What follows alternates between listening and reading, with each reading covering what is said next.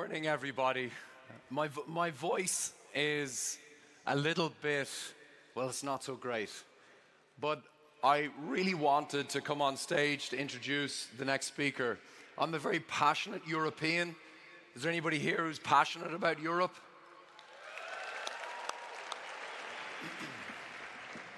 Next up, we're delving into one of the most historic events of the decade, of many decades, that will transform the fate of the European Union and perhaps the world.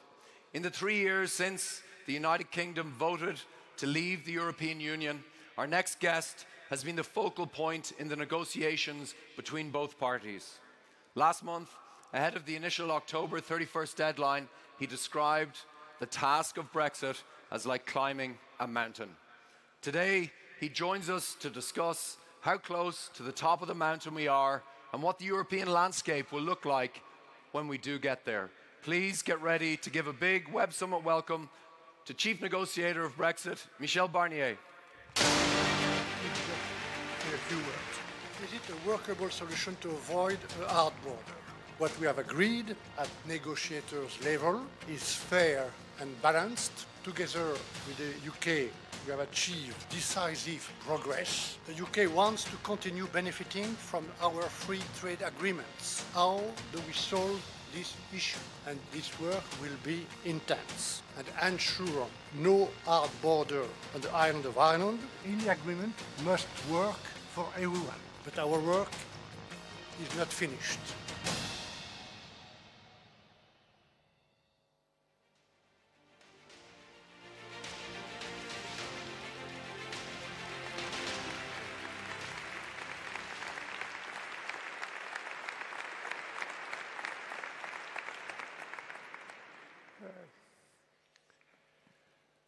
First, thank you, Paddy, and all the best for your voice. What a pleasure to be with all of you this morning. It's the very first time in my life I am on the same stage as Vladimir Klitschko, Eric Cantona, and Ronaldinho. It is a privilege. It could be also a risk. Ladies and gentlemen, you are all here to discuss and shape our future. The future of our lives and the future of our continent. And this future will be shaped by multiple trends, one of which is this extraordinary and complex negotiation I have the honor to conduct on the behalf of the European Union for the last 3 years. Because Brexit is not only about a divorce between the EU and the UK, with so many consequences, so many underestimated consequences. It's also about building a new partnership with the UK, a new partnership that benefits citizens and your companies working in and with the UK. A new partnership that fosters stability on our continent. Here, let me share a personal story with you. I spent 10 years of my life, a long time ago, organizing the Winter Olympics in Albertville, in my home region of Savoy, in the Alps, climbing and mountain. 10 years of work for 16 days. That's a good training for Brexit. But this experience had taught me one thing. Solving any problem in your personal life or in your professional life becomes a lot easier once you put it into perspective, once you look beyond the immediate horizon. And that's what I have been doing since the very first day of my current mission on Brexit. So, what is our perspective beyond Brexit? First, peace on the island of Ireland. That you, Paddy,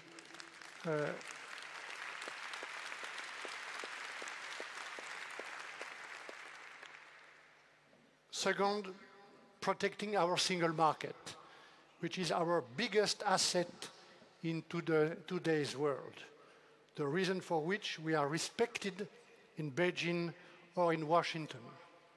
An ecosystem on which your economic success is built, an ecosystem that goes far beyond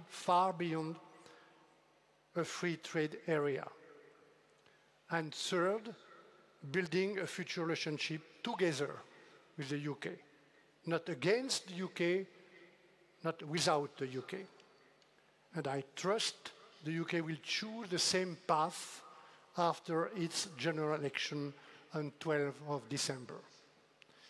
Let me say a few words about the divorce, about the past before moving to the future. On the 17th of October, we reached an agreement with Boris Johnson and the UK government. The same day, the 27 EU leaders endorsed this agreement. Once ratified, it will bring certainty to all the uncertainty created by Brexit, as any divorce created uncertainty. Certainty for European citizens in the UK and British nationals in the EU, 4.5 million people. Citizens have always been our priority, and we agreed to protect their rights for life. Certainty for all those who benefit from projects funded by the EU budget, local and national authorities, farmers, startups, or civil society actors in the 27 member states and in the UK. We agreed that the financial commitments taken at 28 will be honored at 28. Certainty for all those people and businesses concerned by the many other separation topics. Just one example. If you live in the EU and you have purchased something on a UK website, you probably have exchanged your personal data with UK businesses. What happens to your personal data in the UK after Brexit? Why will this data still be protected by strict EU rules? In this withdrawal agreement, we agreed that for the processing of this data, the UK will ensure a level of protection equivalent to that under EU law. And finally, our agreement includes a transition period, which was respected by the British government. It will give businesses time to adapt until the end of 2020, and perhaps 1 or 2 years more, up until the end of 2022, in case of a joint agreement between the UK and the EU. Ladies and gentlemen, in this withdrawal agreement, we also had to bring certainty to Ireland and Northern Ireland. Let me be frank. Until now, no one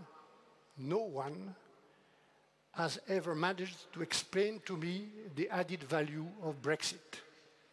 No one.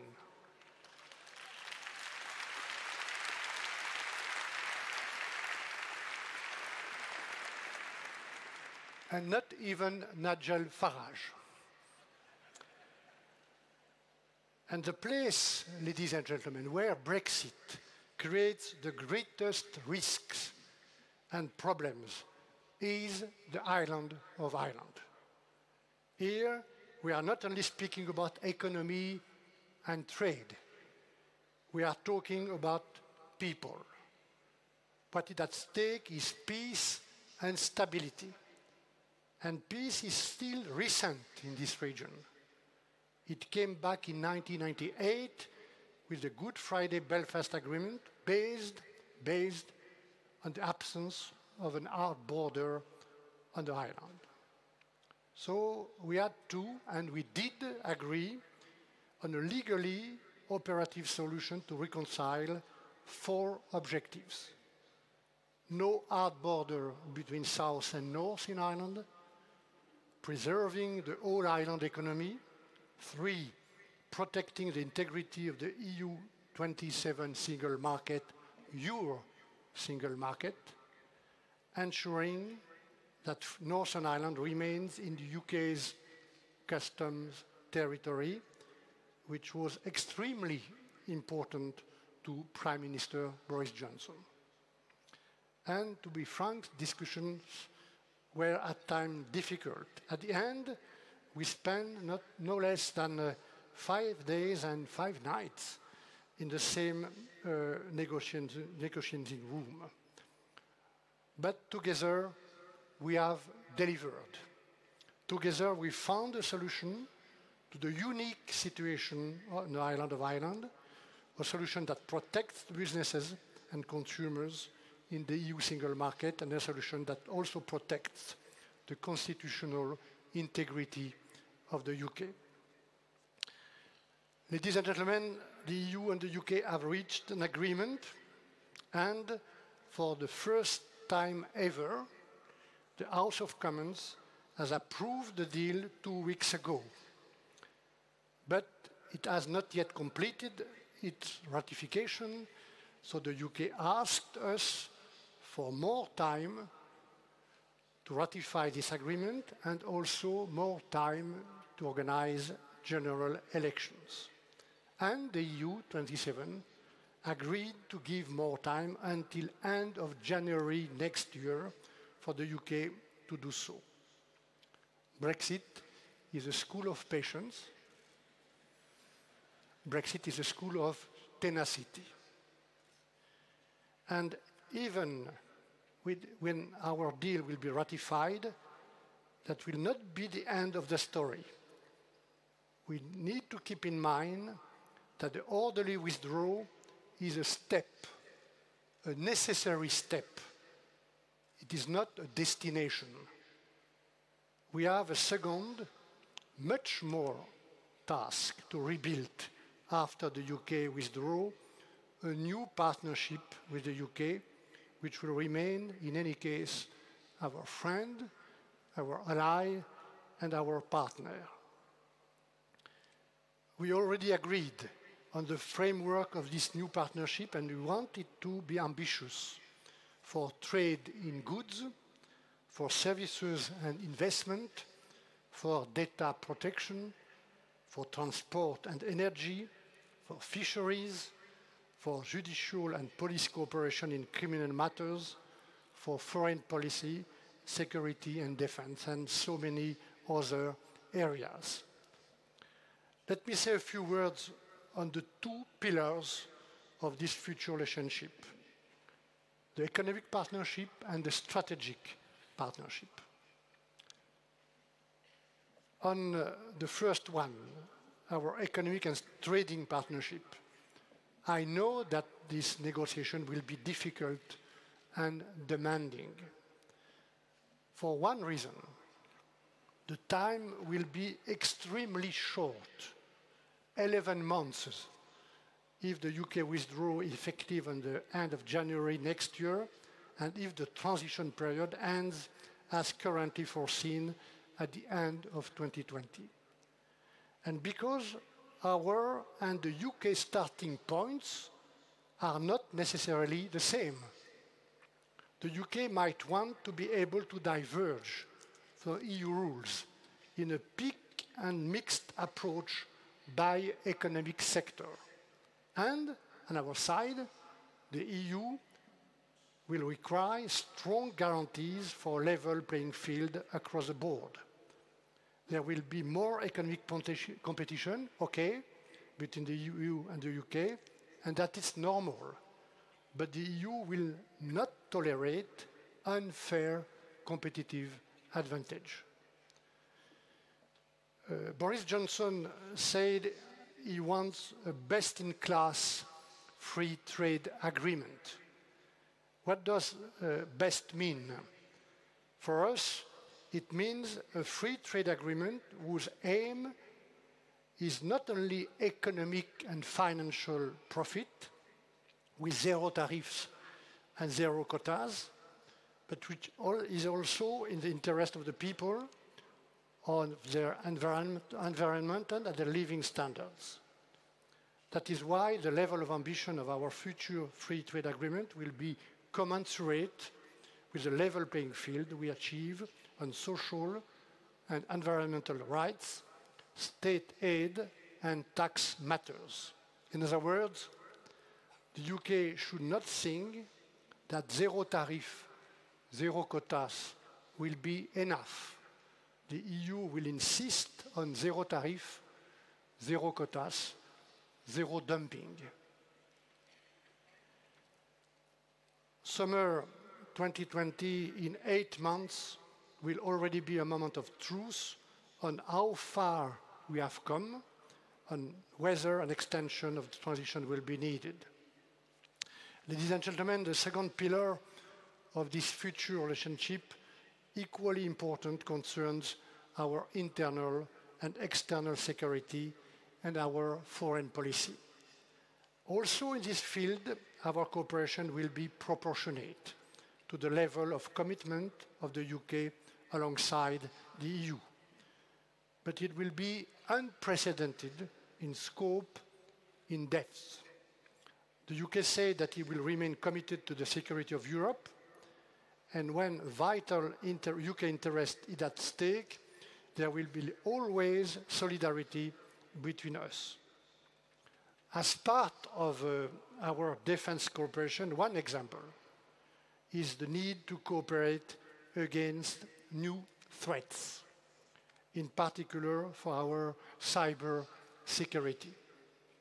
Our future partnership should include the exchange of information on cyber incidents, attackers' techniques, and origin threats analysis and best practices, including when those target the correct functioning of democratic systems. And crucially, we need to have a capacity to respond jointly to such attacks. Finally, as a condition of this economic and security partnership, we need to agree on a framework for data protection. In the EU, we have a tool, the so-called adequacy decisions, to facilitate exchange of data with jurisdictions with an adequate level of protection. The EU is ready to consider the conditions of an adequacy decision on the UK as soon as possible after the UK withdrawal on the basis of reciprocity. Ladies and gentlemen, in the late 18th century England, James Watt developed the steam engine. The dynamic is created, soon spread to Belgium, France, and Germany, and Europe became the cradle of the first industrial revolution. Today, in the 21st century, the US and China are in the lead. If we in Europe do not act now, the future of our industry, jobs, personal data, and ethical standards will be made in Washington and in Beijing. This is all the more true, as you all know much better than me, as the new fourth industrial revolution is coming with the Internet of Things, robotics, artificial intelligence, and biotechnology. And my conviction is that Europe can be at its center again with its excellent university, top quality researchers, and innovative companies, as evidenced at this Web Summit in Lisbon. But to reap the full benefits, we need to work together. We need to work together at 27. The day after tomorrow, Commissioners Margrethe Vestager, Vera Jourova, Carlos Moedas will be here to give you some insight on what the EU does and what the EU will do with the new Commission to boost research while applying competition rules. This is how we would draw the lesson of the Brexit, by building a stronger Europe, fostering growth and innovation for the benefit of European citizens and companies. And we also need the 27 to continue working with the UK. The UK can take part in and contribute to the EU programs that are open to third countries, in particular for cooperation on science, innovation, Erasmus, or cooperation between universities, and by building an ambitious partnership with this country. We, in the European Commission, will be ready to start the negotiation as soon as the UK ratifies the withdrawal agreement.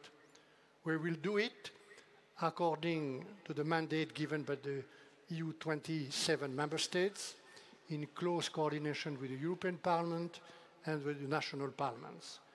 And we will do so respectfully toward the UK, in full transparency and dialogue. Let me finally be clear on one point. Ladies and gentlemen, as long as we have not completed both negotiations with the UK, the withdrawal agreement and the future relation, the risk of a cliff edge remains. And we should all remain vigilant. We should all remain vigilant and prepared to that possible outcome. But if we manage to complete this negotiation in the short time we have, then I believe that future generation will look at this negotiation in a more positive way or in a less negative way.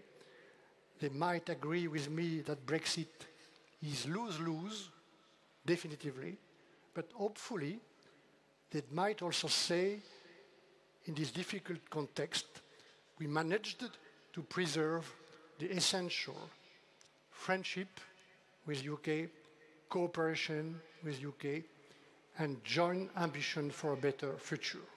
Thank you very much for your attention.